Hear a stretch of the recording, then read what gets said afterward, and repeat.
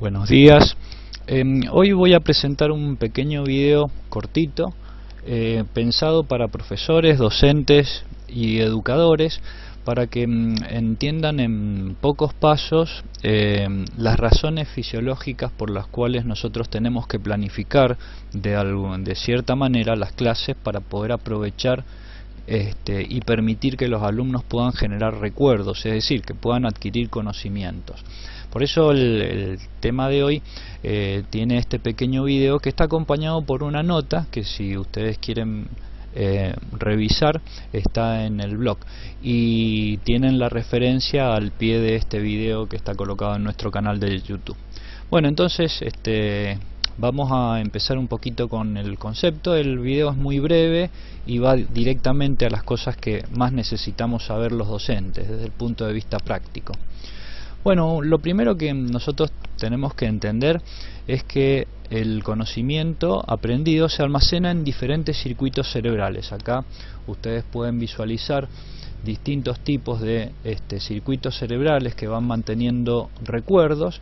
Esos recuerdos no se almacenan en una zona específica del cerebro, sino que los últimos estudios indican que es hay bastantes áreas del cerebro involucradas y que en general esos recuerdos se van agrupando no por neurona de manera individual, sino por grupos de neuronas. Es decir, parece ser que las neuronas grupalmente se van asociando para poder fijar esos recuerdos.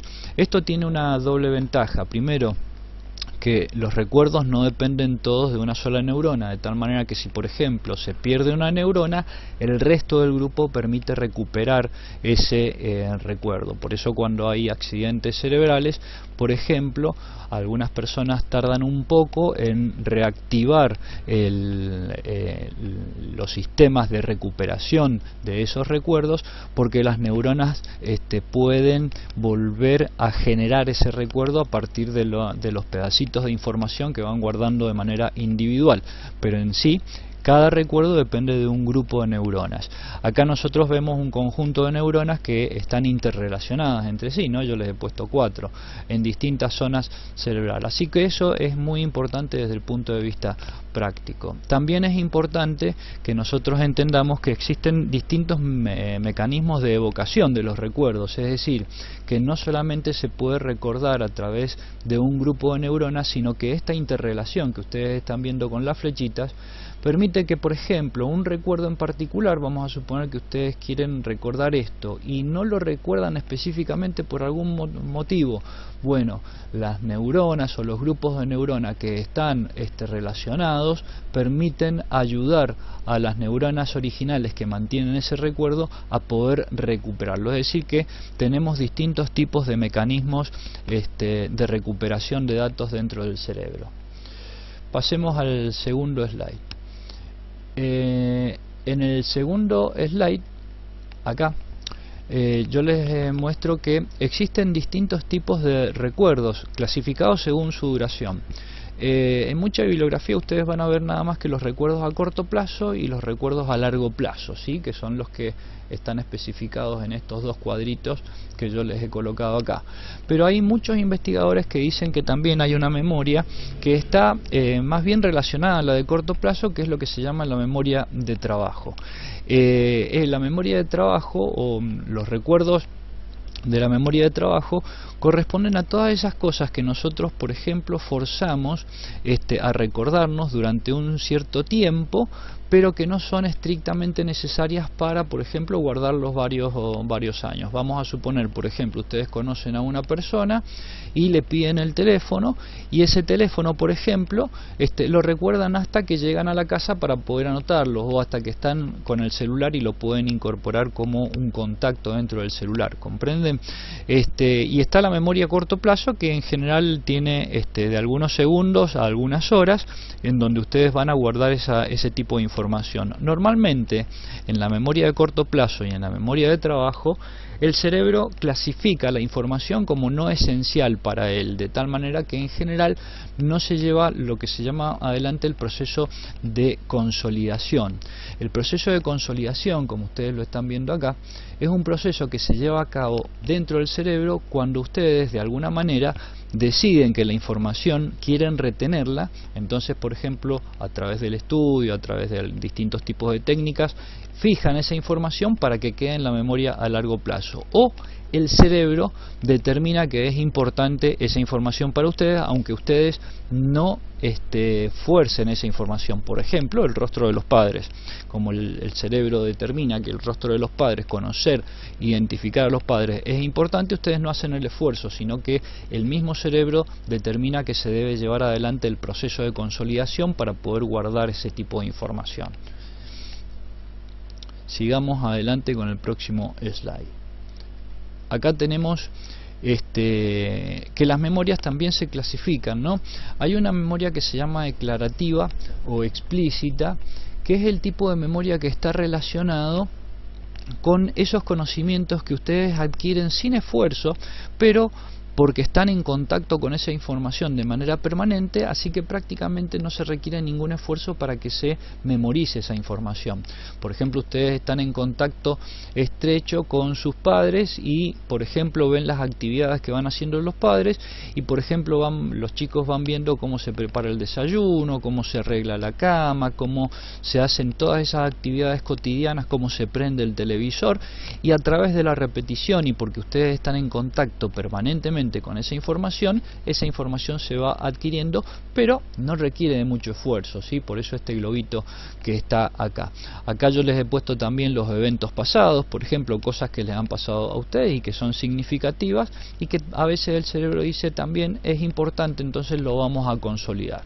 Esto se da casi en todas las actividades de la vida diaria, ¿no es cierto? Todo, como les decía recién, las actividades cotidianas. Esto es lo que se llama memoria declarativa o memoria explícita. Y es muy importante comprenderla porque, por ejemplo, en clase nosotros podemos hacer algunas cosas habitualmente sin necesidad de enseñarlas, los alumnos las pueden ir adquiriendo. Por ejemplo, hábitos de higiene y seguridad, que siempre tomamos las mismas precauciones. Por ejemplo, los que trabajamos en talleres, siempre tomamos las mismas precauciones y sin decirle a los alumnos, muchas veces ven todas las actividades que nosotros hacemos y que les pedimos que ellos hagan al iniciar la clase o durante la clase, de tal manera que se van adquiriendo una gran cantidad de conocimientos de esa manera. Pasemos al siguiente slide para ver el otro tipo de memoria que nosotros tenemos, que es la memoria no declarativa o la implícita, que es la que nosotros trabajamos en el aula, ¿sí? Esta, al contrario de la otra, requiere de trabajo y repetición para que ustedes la puedan adquirir. Y tenemos distintos tipos de trabajos de repetición. Por ejemplo, lo más típico es lo que nosotros hacemos en el taller, las actividades que vamos haciendo en el taller. Cuando, por ejemplo, un individuo repite una actividad para aprender a hacer algo, como por ejemplo tocar la guitarra o andar en bicicleta, como ustedes ven ahí en el dibujito, pero también hay otras actividades que son de repetición y que gracias a esa repetición se van adquiriendo, como por ejemplo aprender a manejar el control remoto, que muchas veces ustedes empiezan mirando el control remoto, pero después de 2 o 3 días de usarlo ya saben de memoria en dónde están las teclas y no necesitan mirar para cambiar el canal, poner en silencio, subir el volumen, cambiar la frecuencia o cambiar la visualización del televisor para ver películas o para ver internet. Comprenden todo ese tipo de actividades, pero todas estas actividades requieren de trabajo y repetición, que es lo que nosotros generalmente hacemos en el aula cuando hacemos una práctica de taller. La vamos repitiendo y lo hacemos varias veces para que el cerebro vaya memorizando. Cuanto más veces ustedes repitan algo dentro del taller, también van a facilitar que el alumno necesite menos tiempo de estudio para poder hacerlo. Por eso es importante la actividad de aula. Como les decía al principio del curso, los recuerdos generalmente se graban en bloques de memoria. Como ustedes ven, acá nosotros tenemos un bloque de memoria en donde hay muchas neuronas que están implicadas en la memorización de algo en particular. De tal manera que si por algún motivo alguna de estas neuronas se pierde, un accidente o algún tipo de problema, el resto de las neuronas pueden estar en condiciones de recuperar un recuerdo. Por eso es muy importante este tema, ¿no es cierto?, de entender que las neuronas trabajan en conjunto, trabajan en bloque. Ahora, desde el punto de vista práctico, vamos a la próxima diapositiva. acá, ¿cómo se hace la grabación del recuerdo? Es decir, porque ustedes aprenden a través de un proceso, ¿no es cierto?, de la clase. Nosotros le damos a los alumnos la información, pero esa información no es retenida, no se constituye en memoria a largo plazo, hasta que las neuronas empiezan a trabajar a través de un proceso que se llama de consolidación. Este proceso de consolidación, que ustedes lo tienen acá, está representado por estas flechitas que ustedes ven. En el proceso de consolidación, las neuronas lo que hacen es incrementar la asociación que tienen entre ellas, es decir, dentro del grupo, y refuerzan la comunicación enviándose estímulos eléctricos, porque el sistema nervioso funciona a través de electricidad, estímulos eléctricos entre sí que permiten fijar un vínculo más fuerte entre ese grupo de neuronas, y de esa manera el recuerdo entra en lo que se llama en la fase de fijación o de consolidación, que permite que ese recuerdo se vaya a hacer a través del largo plazo. Muchas veces es un proceso de repetición.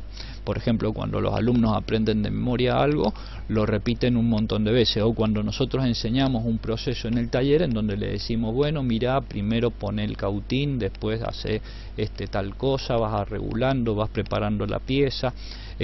Cuando le damos un procedimiento lógico para poder seguir ese procedimiento tallerista que nosotros pretendemos inculcar, o cuando le damos un proceso lógico para que el alumno vaya aprendiendo, cualquier sea el tipo de conocimiento que nosotros le estamos tratando de impartir.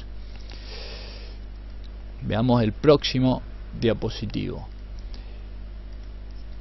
Acá tenemos que tener en cuenta que en el proceso de consolidación influye por un lado la atención del niño o del estudiante que nosotros estemos trabajando. Esto es muy importante tenerlo en cuenta. ¿Por qué? Porque bueno, si nosotros, por ejemplo, tenemos una persona que es propensa a la distracción, como acá vemos el chiquito que está mirando hacia el techo porque ya se aburrió o tiene poca atención, o tendemos a hacer o planificar una clase demasiado larga, o las viejas clases, los viejos maestros que daban la clase magistral hablando 45 minutos y los alumnos terminan durmiéndose, ¿no es cierto? Por eso el tema de las clases interactivas, las clases en donde nosotros tratemos de hacer participar a los alumnos, y muchas veces la posibilidad de darles la posibilidad de que puedan preguntar. ¿Por qué? Porque cuando un alumno pregunta algo que quiere saber realmente, entonces va a prestar más atención de que si nosotros le damos un conocimiento planificado. Por eso la ronda de preguntas está casi siempre presente en todas las aulas modernas. Es importante también que tengamos en cuenta las emociones. Cuando una persona está enojada, está distraída, o como por ejemplo está en otro estado de ánimo como de sentimental, por ejemplo puede estar enamorado de un estudiante, y bueno, va a prestar un poquito menos de atención. También eso nosotros tenemos que tener en cuenta. Por eso el tema de la clase, de la duración, por eso la recomendación de los videos que sean cortos, que la clase, la locución del profesor sea corto, y que no esté los 40 minutos o los 45 minutos dando una clase magistral, sino que la vaya cortando y permita una ronda de interacción y de preguntas, de tal manera que se vaya renovando el ritmo de la clase y la atención no vaya decreciendo hasta perderse por completo. Y lo más importante es que ustedes tienen que tener en cuenta el estado de ánimo, porque los estados de tristeza o de desánimo influyen negativamente, muy negativamente. Esto es muy importante. ¿Por qué? Porque, por ejemplo, si el alumno está triste va a aprender poco, entonces tenemos que ser comprensivos en ese aspecto.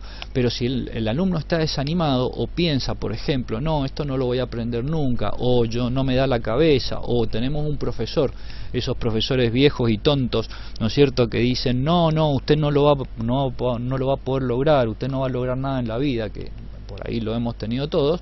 Bueno, eso también es totalmente negativo. Al alumno hay que apoyarle y darle las herramientas. De hecho, cualquier persona está en condiciones de adquirir cualquier conocimiento. El problema que tenemos es que a veces los profesores carecen de herramientas, entonces dan un conocimiento de una determinada forma y no tienen otras herramientas pedagógicas para mostrar el conocimiento desde otro punto de vista, desde otro punto focal.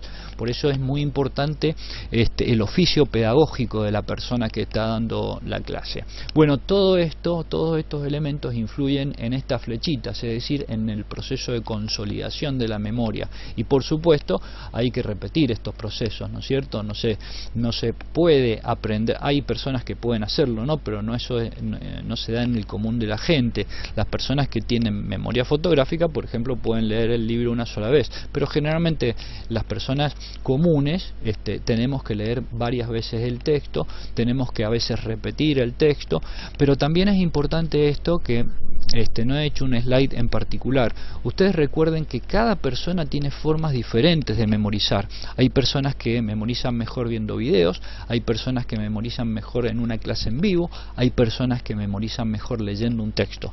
Entonces hay distintos modos hay personas que prefieren, por ejemplo, grabar la clase y escuchar la clase grabada porque tienen una memoria auditiva. Entonces, también es importante que ustedes le digan a los alumnos, si son profesores, que cuáles son las formas posibles que ellos pueden estar usando para estudiar, porque cuando un alumno falla, a veces no es porque no hace el esfuerzo, sino porque lo está haciendo de una manera inadecuada. A lo mejor un alumno que tiene memoria auditiva está intentando ver videos y con eso no puede memorizarlo, o no puede comprenderlo, o no puede entenderlo. Por eso es muy importante que el alumno comprenda. Yo no sé por qué en las instituciones todavía los docentes no dan clases sobre memorización para enseñarle a los alumnos a entender cuáles son los procedimientos posibles y para que intenten todas las vías posibles de estudiar. Cuando nosotros tenemos un estudiante que no logra un objetivo, generalmente es porque es un estudiante que no conoce cuál es su método especial de memorización, ¿sí? Es muy importante esto. En general muy pocas personas no pueden lograr el objetivo de estudiar. Lo que sucede es que muchas veces el esfuerzo se hace de manera inadecuada, entonces los objetivos no se pueden lograr justamente por eso. Por eso tenemos un alto nivel de fracaso escolar, por ejemplo en las escuelas argentinas, porque los profesores no le dicen a los alumnos de qué manera pueden estudiar y cuáles son los distintos métodos. Eso debería estar implementado en todas las aulas. Bueno, vamos a ver el último slide para terminar. Bueno, esto también es importante. Hay que recordar, el profesor tiene que recordar, y esto es importante que se le diga a los estudiantes, porque una vez que los estudiantes terminaron de estudiar o la carrera o el curso, esos conocimientos se van a guardar en la memoria a largo plazo, pero la memoria a largo plazo con el tiempo también se va deteriorando, de tal manera que en general siempre vamos a requerir de un refuerzo si nosotros queremos mantener ese recuerdo en la memoria a largo plazo. Es decir, cuando nosotros hacemos la consolidación, la memoria queda fijada en el largo plazo, pero cuando nosotros con el tiempo volvemos a releer la especialidad o la materia o el tema en particular que nos interesa de una materia, estamos haciendo lo que se llama el refuerzo y estamos volviendo a fijar ese conocimiento. Generalmente cuando nosotros hacemos refuerzo no tenemos que hacer el mismo trabajo o no tenemos que hacer la misma intensidad de trabajo que hicimos la primera vez para retener ese recuerdo, de tal manera que es mucho más fácil. Por eso cuando ustedes ya están formados, cuando ya terminaron una carrera, generalmente una persona que ya terminó una carrera estudia de un modo mucho más fácil y sencillo después. ¿Por qué? Porque ya primero se conoce, cuando ya se ha concluido una carrera, en general el alumno ya conoce cuál es su mejor método para poder aprender y adquirir el conocimiento. Y segundo, que muchas veces esos recuerdos que ya tiene de base le sirven para ampliar algunas cosas y para perfeccionar conocimientos que ya estaban adquiridos previamente o que, por ejemplo, necesitaba reforzarlos o algunos conceptos que tenía dudosos. Bueno, espero que este breve video les haya servido para entender cómo es el proceso de aprendizaje en los estudiantes.